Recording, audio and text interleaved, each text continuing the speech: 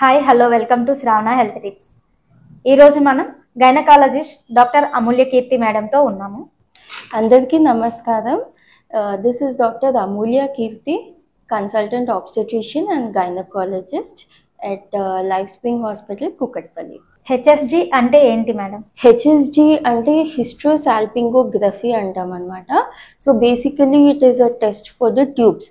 So ఎవరైతే pregnancy plan చేస్తున్నారో but pregnancy కావట్లేదు, సో దాంట్లో మనం ట్యూబ్స్ ఎలా ఉన్నాయి అని చెక్ చేయడానికి టెస్ట్ చేస్తాం అనమాట. దీన్ని నార్మల్గా ట్యూబ్ టెస్ట్ అని అంటూ ఉంటారు.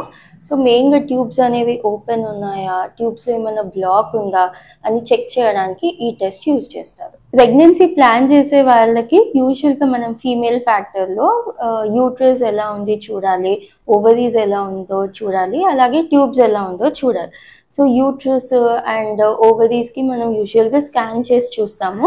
బట్ ట్యూబ్స్ అనేవి ఓపెన్ ఉన్నాయా లేవో చూడటానికి మనం ఈ హెచ్ఎస్జి అనే టెస్ట్ చేస్తాము. హెచ్ఎస్జి టెస్ట్ అనేది ఎవరికి చేస్తారు madam? So usually HSG test అనేది మనం ఈ ట్యూబల్ ఫ్యాక్టర్ రూల్ అవుట్ చేసుకోవడానికి చేస్తాము. అంటే ట్యూబ్స్ అనేవి బాగానే ఉన్నాయా అని చెక్ చేయడానికి.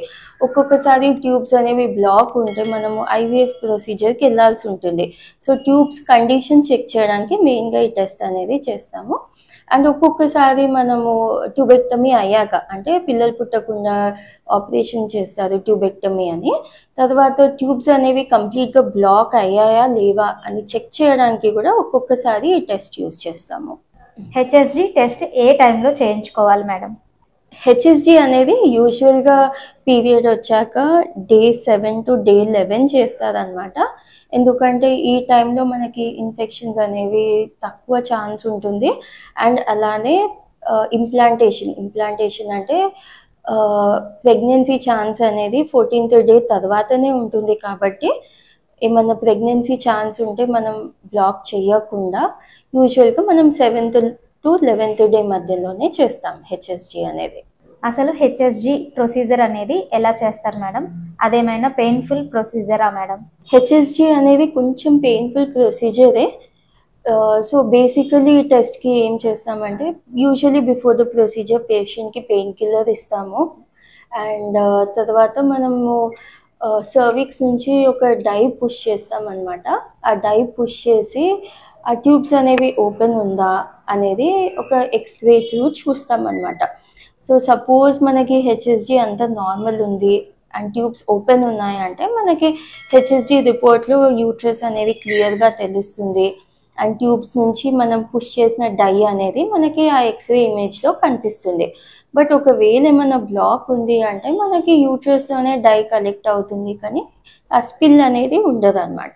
యూజువలీ ప్రొసీజర్ తర్వాత ఎలాంటి కాంప్లికేషన్స్ ఉండవు. కొంచెం మైల్డ్ క్రాంపీ పెయిన్ అనేది ఉంటుంది. బట్ ఒక్కొక్కసారి సైడ్ ఎఫెక్ట్స్ వచ్చేసి కొంచెం బ్లరింగ్ ఆఫ్ విజన్, వామిటింగ్స్ కావడము, డైవ్తోని రియాక్షన్స్ రావడము, పేషెంట్కి కొంచెం వీక్నెస్ ఉండడము, క్రాంపీ అబ్డామినల్ పెయిన్ ఉండడము జరుగుతుంది.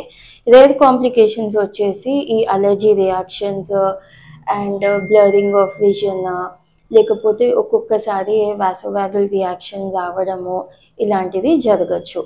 హెచ్ఎస్జి టెస్ట్ వలన ఎలాంటి ఉపయోగాలు ఉంటాయి మేడం? సో మెయిన్గా హెచ్ఎస్జితో మనము ఇందాక డిస్కస్ చేసినట్టు ట్యూబ్స్ అనేవి మెయిన్గా ఓపెన్ ఉన్నాయా బ్లాక్ ఉన్నాయా తెలుస్తుంది.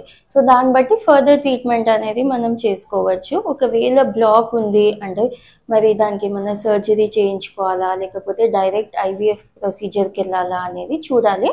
ఒకవేళ బ్లాక్ లేదు అంటే మనం ఓవ్యులేషన్ ఇండక్షన్ అయినా లేకపోతే ఐయుఐ ప్రొసీజర్ అయినా, ఎలాంటి కాంప్లికేషన్స్ లేకపోతే న్యాచురల్ దానికైనా వెళ్ళొచ్చు.